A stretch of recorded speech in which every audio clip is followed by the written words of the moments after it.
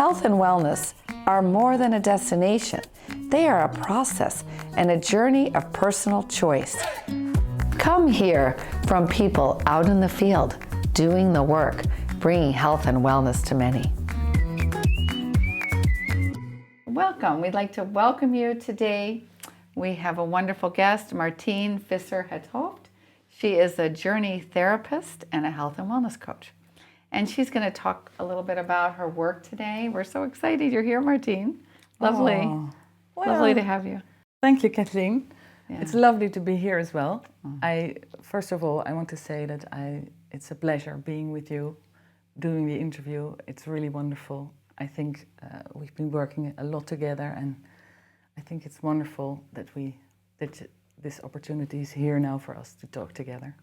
I'm sure the viewers will really appreciate your work and how powerful it can be to help people make change. It's really quite extraordinary. It is. So tell us a little bit about your background. What brings you here to this moment? What brings me to being who I am is that I love people, actually. I've always loved people my whole life. I love being with my family, with my mother, with friends. I love being amongst people. I love, well, now working with people. I'm just a people lover. That's the first thing. And the second thing that brought me here is that I'm now a mother and a wife. And actually when I got my kids, before actually I met my husband, and then I had done a study and I was doing a job and I thought about making a career. I wanted to do all kinds of things. And I started my career, and then I thought, when I met my husband, I thought, you know, I want to be there for my kids. I want to be there, be a real mom for them, being there for them when they came home, having tea and so on. So I decided to, well, leave the career and do some little jobs, but not really a career job. And I love that, but then I also had the appointment with my husband that I was going to do some studies, because I like developing myself. I like learning. I like everything. So I never knew exactly what I was going to do, but I just heard then something about the course or so, and I was going to do it, and there was no pattern in it. So I said to people, I don't know, but I think it's like pieces of a puzzle. It's just a piece of a puzzle, and every course I'm doing will be necessary for something. So I ended up, I have a toolbox now. So I made the toolbox while raising my kids. So I'm a yin yoga teacher, I'm a motoric remedial teacher, where you have the remedial teaching for kids at school, normally just cognitively, but this is remedial teaching about moving. And I've also done a course to do the Reiki, and I've also have a certificate now to be medium and to be a healer. So I have done all kinds of courses to, well, put in the toolbox actually. And the third thing that's specific for me is that I like the holistic approach. I always like to look at the whole. So I like looking at people also with my journey and with the toolbox from many angles. So then you have a holistic picture of someone. I do a coaching journey, so I'm a coach. So I coach people. For instance, I coach people now I have a few people who I'm coaching in a medical way. So when they have an illness and they go to the hospital, or they have an issue, they go to the hospital. And then there are treatments and so on, and I coach them during this to keep mentally strong and stable, and to cope with everything that's, well, coming towards them. That's so important. Yeah. Wow. And I'm also coaching people who want to start a business and trying to see how we can make a beautiful picture for them. What do they want? How they are going to work? What's the goal? So that's the coaching part. And then there's the journey part, but we're going to talk more about that. Yeah. And now I have my toolbox that I can use during the journey or during the coaching. So if someone has a really lot of stress, I can give them yoga exercises so they can do the yoga and create space for themselves and quiet and peace. So I use all the tools from the toolbox also during journeys, that you get a flash of something and you think, oh, maybe this is something I can bring up to the, to the journey. And then that helps them. That's wonderful. So I'm using the toolbox and I have a vision of life, because I think life is about, it's a big gift that we got, life. And we should be grateful for having it. And actually, the most precious thing we have is our time of life, our time in life, actually. And we are so floppy with it, because we say, I'll do this tomorrow, or I'll do this education in a week, or we just procrastinate everything, also the things that are important for ourselves and for our health. And I think it's important to guard this time of life and be really take it as a precious gift. So actually, for the people that are listening, or the viewers, whatever you're going to call it, I have a question and I would like to ask, what situation in your life is coming up very often, is coming back, an event or something happening between you and a person, which you don't feel comfortable with, and then you've handled it and then it's gone, and then after, well, maybe 4 months, 5 months, maybe a year, it comes back again. It's a recurring thing. And if you have such an event in your life, this is actually a clue for you. This is a clue where you can start emotional healing, or healing this, so it gets out of your system and out of your life, and it will bring you so much relief. And it's a way of starting, well, a new life, actually. Martine, that's so amazing. I'm glad you told them, because it's true. People have recurring themes in their stories, and these themes, sometimes they're just not paying attention, but they're actually, when things are showing up and they're not making you happy, they're making you uncomfortable or making you feel emotions that are not in a good way, it is a sign to look at that part of your life. But so often people don't understand that. No. So this is your work, and this is beautiful. It is. I'm curious, how did you connect with the work of Brendan Bass?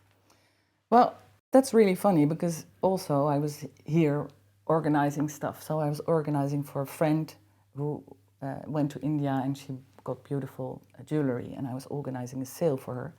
And this woman came here out of the blue. I didn't invite her, but she came via, as we say in Dutch. So you come because someone else told you there is something. And she came and we were talking and we had such a nice conversation. And she said to me, I want to have your address. Or she had, because she was with me, but she wanted to have my phone number. And she said, we're going to be in contact. And we called each other and we walked. We both had Labrador dogs. We were walking the dogs. We had so much fun.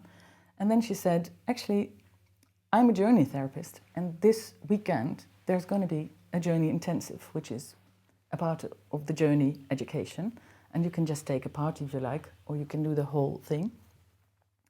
And I said, oh, well, I'd love to come.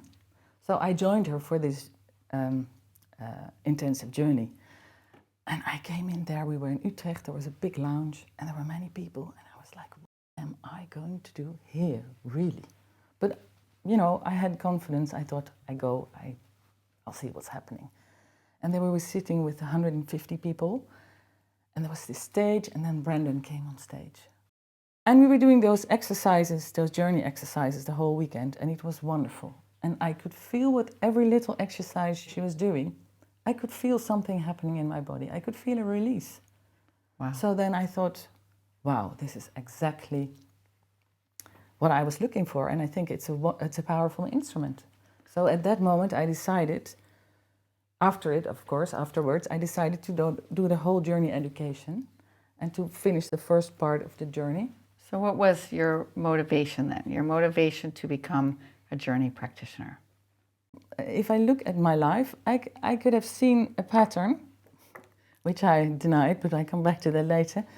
So I saw a pattern starting when I was 8. I was with my grandparents, I was there a lot, and my grandfather was a general practitioner.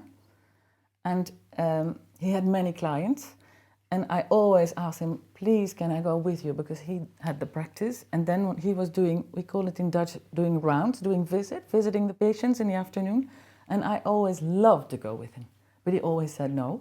And then finally, I was waking up one morning, and on my back bed was a little package, and it was my grandmother who had made me the nurse suit. Nice. So I had this nurse suit with a red cross here and this little thing on your head with a red cross there. And she bought me a little suitcase. It's, That's so funny. a medical suitcase. And there I was going with my grandfather, and I was so happy. My grandmother had a big suitcase made with dolls in it. Yeah. So I went with him on the round, and there were many patients. I could join him, and then I could listen to the hearts and so on. And I loved every moment of that, really. I loved it. So, I loved being there, talking to the people, connecting, and I really felt I was doing something really good. That's lovely. So I really loved it. That's the first sort of, when I knew, I could have known that I would have done something in this field. And then the second thing which came into my life, when I was 18 years old, there was a pedagogue, I think it's in English.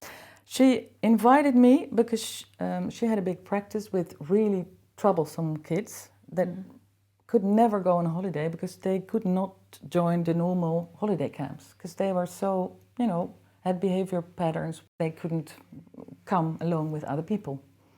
So she said, I'm going to do these camps, and would you like to join me as a leader? And I said, oh, of course I would. And we have done many camps together. And if I think about it, it still touches me because what I have noticed, I can better give an example maybe, but first I'll say what I noticed. I noticed that when you take kids out of their normal environment where they're in, and different, different surroundings, different people, different rules, just different.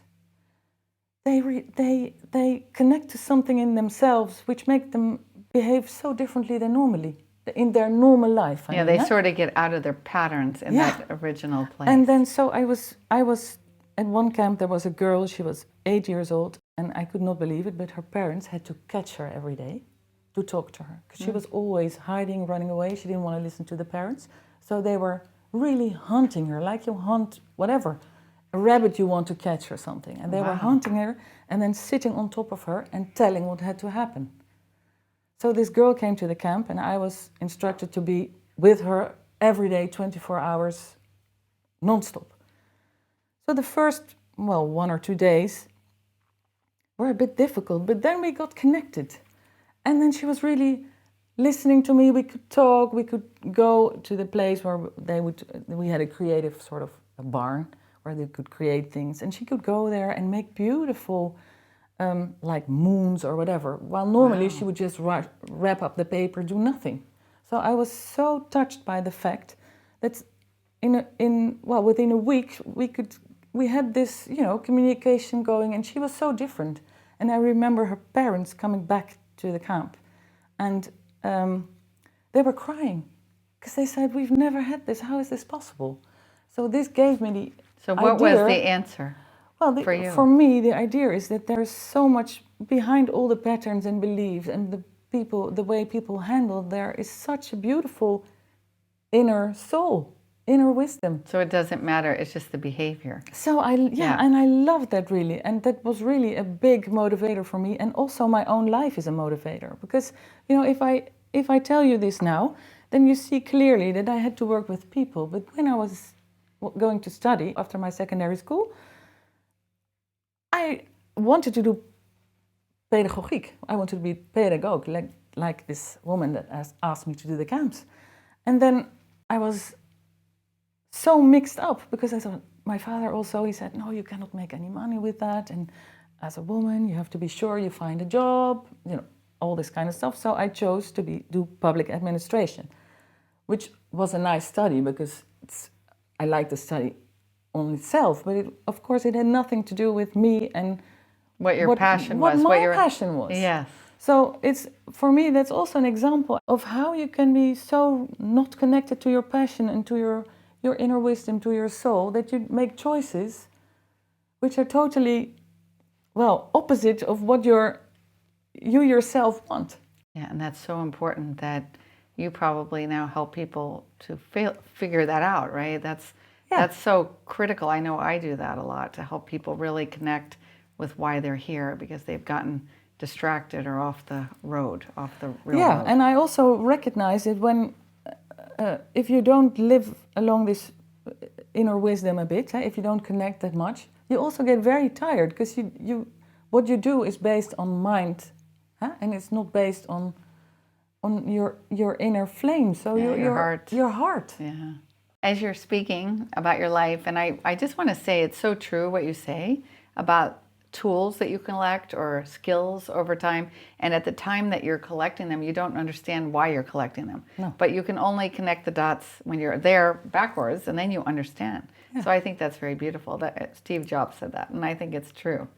But what I'm curious about as I listen to your stories about the journey, what can you tell us about that? What is the journey? Yeah, there's so much to tell about the journey, really. What the journey is, your body is a flow of energy, right? So when you come to the world, you're clean, nothing, you have no emotions, nothing yet. You are, you are as you are. And then during your life, you build up emotions more and more and more. And then there's a certain point where all the emotions are so charged, or you have so many emotions that it's too much for the system, and then you get a blockage in the system. And I can so those emotions they attach to the cell. The cell, there's a cell memory, and emotions are in the cell memory. So if this memory is full, or if it's too heavy, whatever, they have to be let out. They have to be released. And I can give you an example because it might sound a bit strange. There is a bouquet of little flowers there. They're called lilies of the valley. And you can walk somewhere and then you smell something, a flower, for instance, those lilies of the valley. And when I smell those lilies of the valley, I'm happy instantly. I like the smell, but the second thing is I used to go with my grandmother and pick lilies of the valley and make little bouquets and give them to people. And I love this, being with her, doing this. So it gives me instantly a joyful feeling, which comes from just a smell. So it's coming from my system, right? And there's another example, so that's a positive memory. There's another example. My mother had just died, and my husband and I just went to a concert. And it was in a beautiful palace. It was incredibly beautiful. And it was a little orchestra with a cellist. And we were sitting, and I was so excited and happy. And the cellist starts the first 4 or 5 notes, and I almost started vomiting. I was sweating, I was feeling uncomfortable. I thought, I want to run, I want to cry, I want to leave. But I couldn't, because I was in the front rows, I couldn't go. So I had to stay there. It was beautiful music, so it was not the music, but it was my system bringing out a reaction that was stored in me, because it was the music we played during the funeral of my mom. Okay.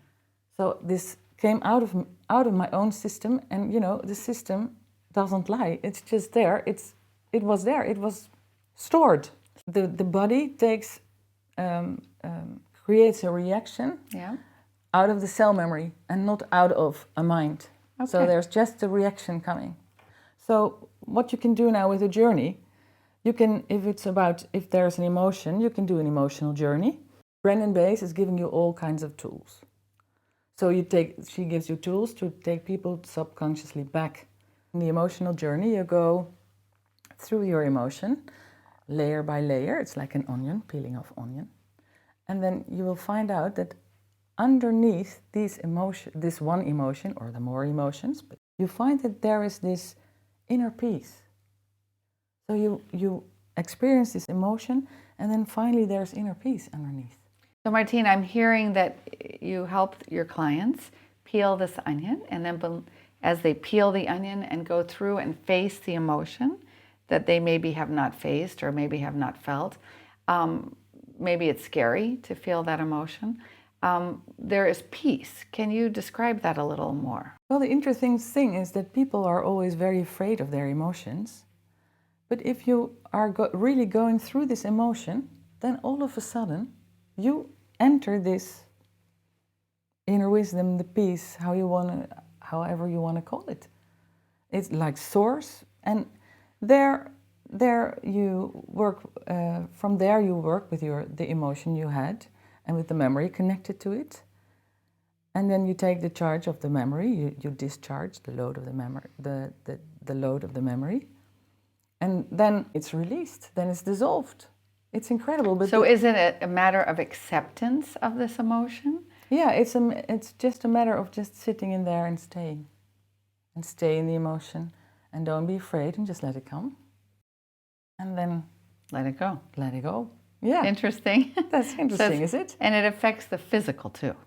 Can you share? Yeah, because you feel a physical release. You feel physically, you feel something, you feel lighter or so. All my clients describe that they feel a release after this process. So what does sorry? so like as you're describing this, that you feel a release, what does that look like in the body?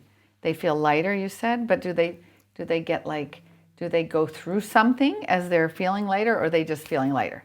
Do they sometimes cry? Do they have what things happen when they're releasing? Well, all kinds of things happen. Some people just go through, and they say, "Oh, where am I now? I'm feeling quiet. I'm feeling like sunny. I'm feeling happy." And other people are really, really having a tough emotion, and then suddenly say, "Oh, there's what's happening. A moment ago, I felt so stressed and so anxious, and now all of a sudden, I feel okay again. So I feel peace. I feel inner peace." And in this process, you meet a memory, and this memory you reprogram, and by reprogramming the memory, you release the emotion. It's really beautiful. So how do you reprogram that memory? You reprogram the memory by experiencing the feeling in the memory that you had, and by then, you put it on a screen. Actually, then the memory as it was, you put it on like a video screen in front of you, and you sort of look. You come back from the stage, and then you think of what you would have needed to have this situation develop differently. So you sort of you give yourself some qualities, like having self-confidence, finding nice words to explain what I meant, these kind of things. So like, let's say, I'll give you an example. I had, for instance, when I was young, it's totally normal, I wasn't very gifted in athletics. That's very true. But in America, you're very much forced to do it anyway. You have to kind of be in a team, and you have to do all this stuff. And I remember the coach just totally killing me the first, practices, like really making it obvious that I was not gifted, okay? Yeah. And I was going to actually sit on the bench the entire season.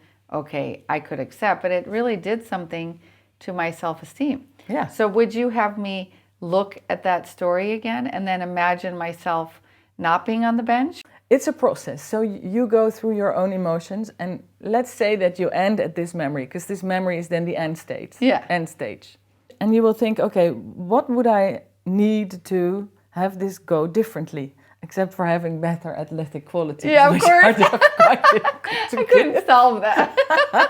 But like maybe the self-esteem to say to the coach, can you please help me, and in a nice way tell him that it's not good for your self-esteem, or in a nice way talk to your parents and say that it's athletics, you want to go swimming, do another athletic sport. Yeah. You find a solution for the memory to have it go differently, and then it's reprogrammed, and then I call it charge.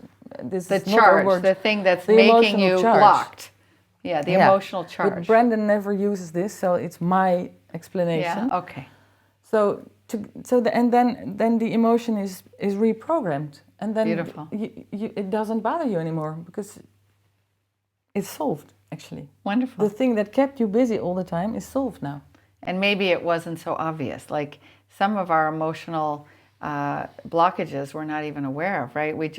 I know, like, for instance, having been criticized in a certain situation, I didn't even realize, sometimes people don't realize that it affected them so deeply. And then they're in another, like you said, things keep coming. And then you have another story, and then you have the same thing happen. And I remember that happening in my first job as a nurse.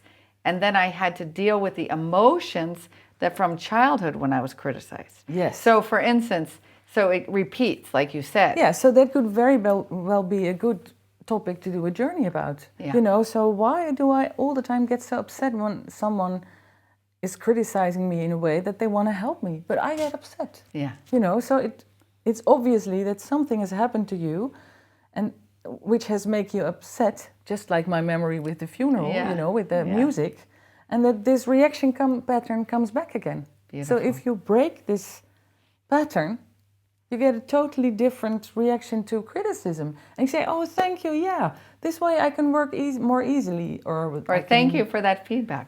Yeah. You're able to actually look at it lighter, Yeah. not with such a charge, as you say. There is a nice example. I was doing a journey.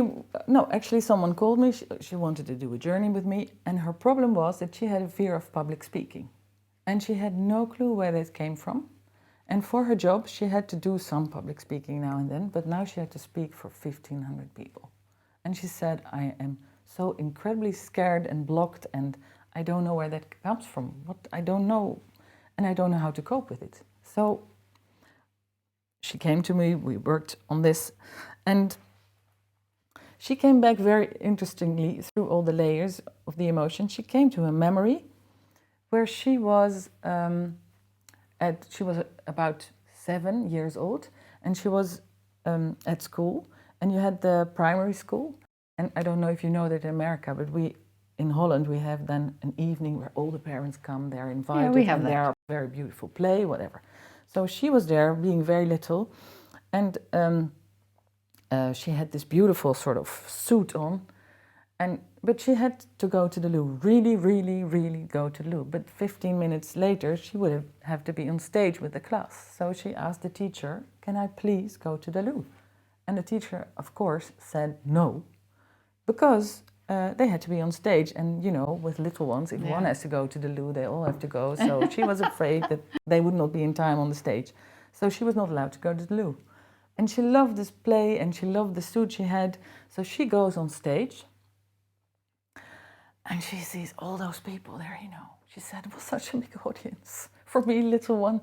And I saw my parents and my grandparents, and I was like, hey, mommy, hey, daddy. And I was so happy. And she let go of the pee. Oh. And then first you saw the legs, you know, the suit, the legs, they got another color. And then they saw drippings on the floor. And so horrible for her. I mean, we can laugh about it now, but so horrible for her because the whole audience started laughing. So she thought so there was a connection for her. Whenever I come on stage, people will laugh. They will not listen, they will laugh. Yeah. They will, and not laugh with you, but it's like humiliating laughing. Yeah. And it was never meant like that, of course, because people thought it was cute and so on. But she experienced it as really being laughed at. And then so she reprogrammed this, and then finally she got the emotion was released. And then she called me a month later because it was a spontaneous call, and she said, Martine, I have to call you. I had no trouble at all speaking for all those people. It went perfectly well, and I'm so grateful. So, but nice. It was her journey. It was not my doing. It was her work that gave her the freedom from this emotion, why she could now present easily.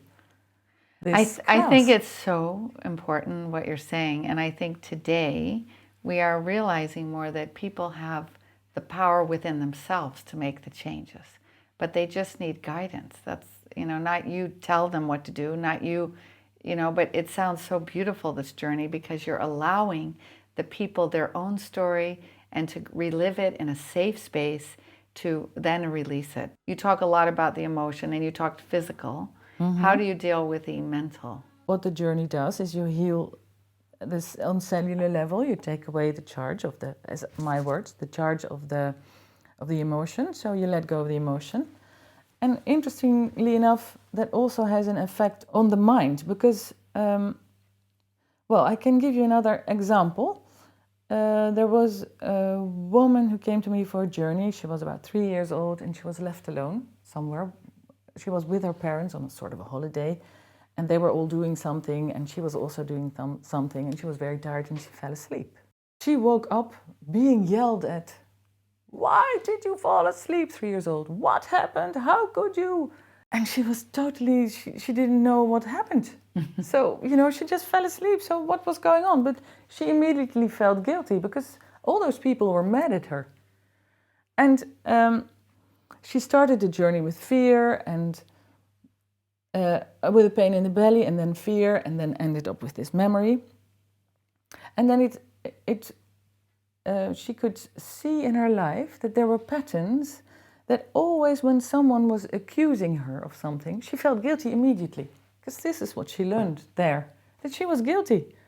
And she missed the loving parent. She missed the one saying, hey, you were lost. We're so happy we found you. But she just got this guilty feeling.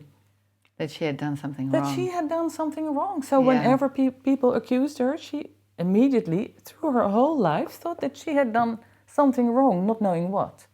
But she was guilty. So that was the belief in this. That you can see this pattern, and that you see this belief, and we changed the belief. And then she was feeling released and happy, and now she can react from a different space, from a different, from freedom. Say if someone says you're guilty, and she says, what am I guilty of? Instead of having this reaction straight away. So what I'm trying to explain, because we were talking about the mental, that she normally had this connection in her mind. Someone says I'm guilty, click, click, click, this getting bigger and bigger the more often it happens. And the thing is that now she is creating a new pattern. So I'm guilty, well, I first have to talk about or see what's happening. And then she makes new neural pathways, new neural connections. And then the old one gets pruned finally because it's not used anymore. So it has also effect on the brain and the mind. Nice. And also for the spirit, it's wonderful to release those things that are still blocking it. They are hindering it. Well, they say, Martine, that our emotions are the gateway to our soul. Yeah. That's interesting, huh? And I find it interesting in the stories because when you have emotions that you've processed, emotions that you've worked through, stories that are not blocking you, then you are connected to your soul. So perhaps in some strange way, when people have all these blockages emotionally, they get disconnected. They get disconnected from being whole. What I think is that your soul is giving you a message somehow, or physical or emotionally, that there's a disbalance somewhere. And that this balance has to be restored again to, because it's growing out of balance. So I think if you're asking me about the connection to the emotion and the soul, is that the soul is telling you that there's a disbalance. This balance can start with just little pain in your toe, and then it starts with that you have pain in your feet, and so it grows stronger and stronger, or it gets, because the body is signaling you, the soul is signaling you. Okay, Martine, I'm curious as I'm hearing you tell these examples. So can you clarify this? You have a story. I come to you. I tell you this story has happened. You ask me more about the story to find out what's beneath the story. And usually, can you explain a little more what is beneath, what is really the blockage? It's obviously not the story. It's deeper than that. Yeah, so you come to me, so people come to me because they want to work on something. So there is a story in the way of I trouble with my boss, or I have constant issues in a relationship. Yeah, or right? I have a pain in my toe, or I have whatever. And so, Yeah. and that is what I mean with the story. So there, if you have trouble with your boss, there is a story around it. So this is what you define. Okay, you have trouble with your boss. Okay, and now you get out of the story, and you go into you just sit and you see. Okay, close your eyes, and then there is an emotion coming, and there can be one emotion coming, and then you stay in the emotion, or there can be another one coming, and beneath all those emotions is your inner peace. Okay. So you use the story to the story, like I have trouble with my boss, to know where you start. So is it what kind of process am I going to do? Am I going to do a physical process? Am I going to do an emotional process? Is it a trauma? You know, you try to see if you can if you can use the story to see how you're going to work. And for the rest, it's just the person is just going through. It's just guiding through. It's not I'm not doing anything. They just go through. They just release this They emotion. just go through the emotions and then they release. Yeah, it's beautiful. So I'm not doing anything except just guiding. So, but you have to know what kind of guidance you have to use. So you have to know what this thing is you start with. So I'm curious, as I'm hearing you tell these stories, do people sometimes come to you when they have a disease, dis-ease? Yeah, imbalance? They come to me if they have a dis-ease. There was a woman coming with a brain issue to me, and she really had severe medical issues with it. And she wanted to just do a journey and experience if there was something that this brain wanted to tell her. So we had beautiful, beautiful processes where it was shown to her how, that was also interesting, how in her family these things already had shown. In her family, in her in aunts, the genetics, the genetics. It was shown in 2 generations before her. It was shown as well. All the issues she had were shown in family patterns, and then it was shown to her how and why. And she went through this journey, and she clarified everything, and she felt so happy because now it was clear for her why and how it had happened, and she could release the emotions, and she felt herself so much relief later. Now I'm curious also about the work of Brendan Bass, and on her website she writes, feel emotions healthily. Mm-hmm. What is meant by that?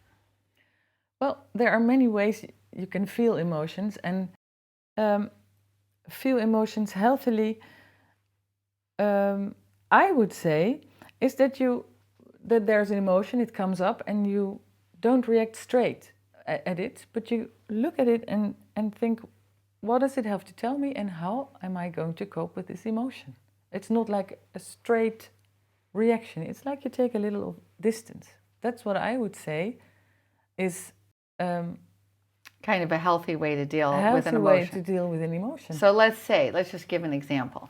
I have something happen, mm-hmm. and it's a little thing. Maybe it's something with traffic, and I get really angry. So a healthy way then to handle that is when I'm in the traffic and I feel that anger, is to take a deep breath and to take a step back from the anger and look at it. Yeah, and what is it telling you? And why are you so angry about this guy who is not going out of your way or whatever, or who is stopping and you are in a hurry? Why are you reacting like that? It's actually telling something about you. Yes. So, and working with emotions healthily is also that you're not afraid of them. So you can do a journey and see what is, if you don't get the message straight away, you can do a journey and see what's beneath this, why you are reacting. Yeah, and why perhaps, like many emotions, they also are very much linked to how confident and how we feel about ourselves.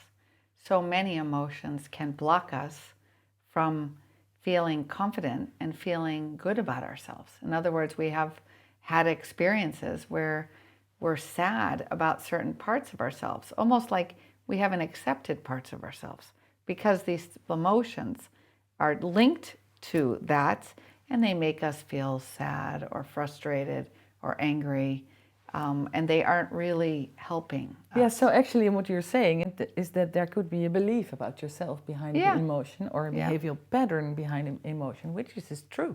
Yeah. And sometimes they're no longer serving you. They have been serving you in some way, but sometimes it's time to release the pattern, release the belief, release it, and then you can react from a different point, I could almost say, from freedom, free from this emotion, free from this belief. And would you say that Brendan Bay's theories or tools are new ideas on the planet? Are they Well, new in ways her time, they were absolutely new. How long ago was that, Martine? Well, I think she started over 20 years ago. Okay. And she has written this beautiful book where she explains exactly, because she had a really serious medical issue. And the doctors wanted to do surgery on her. And then she said, no, I want to have 6 weeks for myself, because I think, and she literally said this on stage, I think I've had such a shitty life. I wanted to, cope with this, see if I can, if you could compare it with a backpack, the backpack was full, and empty the backpack, but these are my words. So, and see if I release all my emotions and all the things that happened in my life that were maybe not so nice, see if that will heal me. And she was convinced of it, and this is how she actually created the journey. And she found herself a method. And then she thought, I have to bring this to the world because it can help many people. So it really helped her. It helped her. It was because she needed surgery, but after these 6 weeks, she didn't need the surgery anymore. Wow. But I'm not going to say anything anymore about the book, because I think it's wonderful if you read it yourself. Lovely. Because she writes it very beautifully and eloquently. And the only one that can explain this best is she. So I would advise to read the book and read about the journey, because it's wonderful. Beautiful. Yeah. People have their stories. Mm-hmm. They have their cellular memory. Mm-hmm. How does this reprogramming ultimately affect the generations, like what you inherit, and your future? Yeah, what I think you're talking about cellular memories. Yeah. And who is very interesting to talk about now is Deepak Chopra. You know him, and many people know him. He's a doctor. He heals people, well, many people, and he has had many people and much experience. And Deepak Chopra, he can explain it very beautifully. And what he says is that an emotion is put in the cell as a memory, a cell memory, and when the cell dies, before it dies, it gives all the memories to the new cell. So this cell with the memory is copied, and then there's another cell with the same memory, right?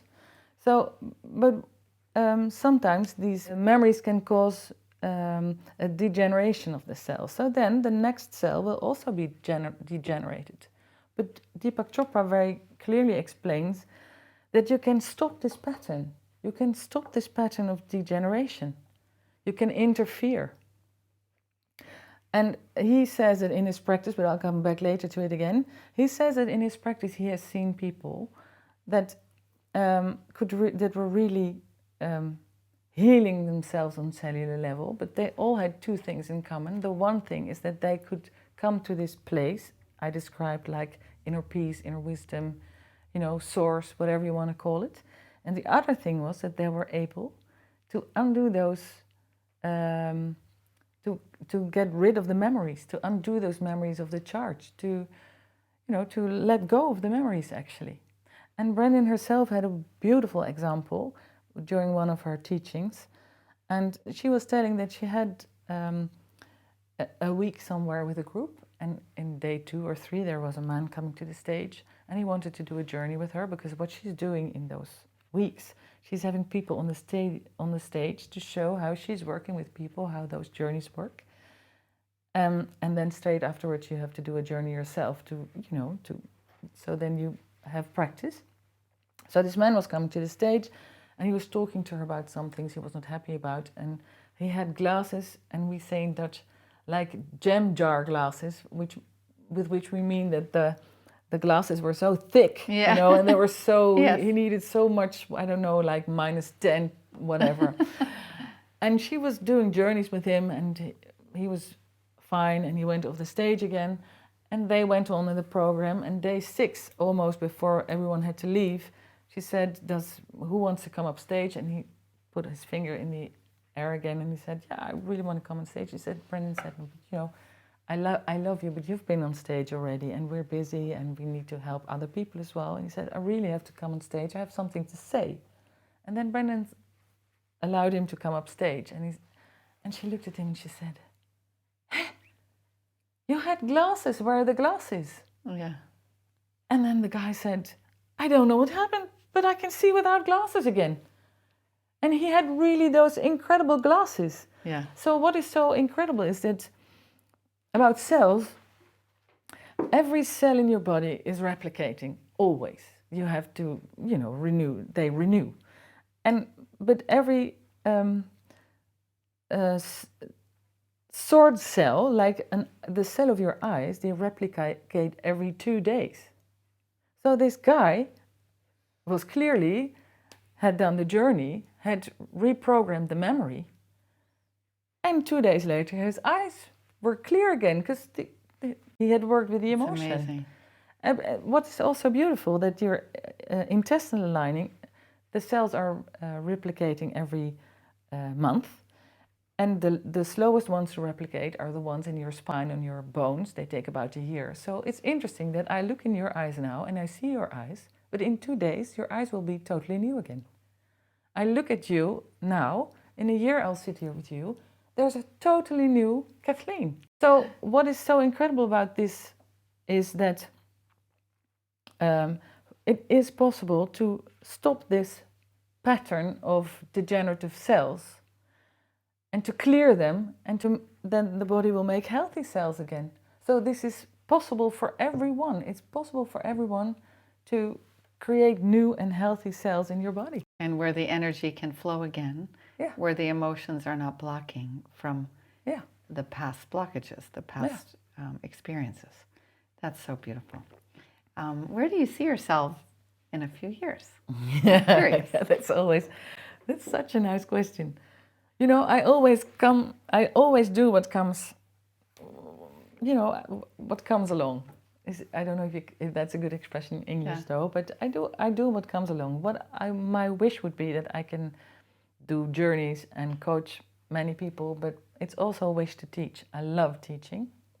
I love to work with people. I'd also love to do like retreats with people and do a journey there and do mental work and do yoga, you know, so to put it together. Yeah, put it together, and more, even from more sides, you know, work with those people. That's what I always like to do. But I'd like to give lectures here, but also I hope I can travel a bit and, well, you know, tell the story about in the whole world, actually. So nice. Yeah. It's so beautiful, your work, Martine. Thank you. Yeah, I love doing it. And thank you for the interview. It was Welcome. really nice being here with you.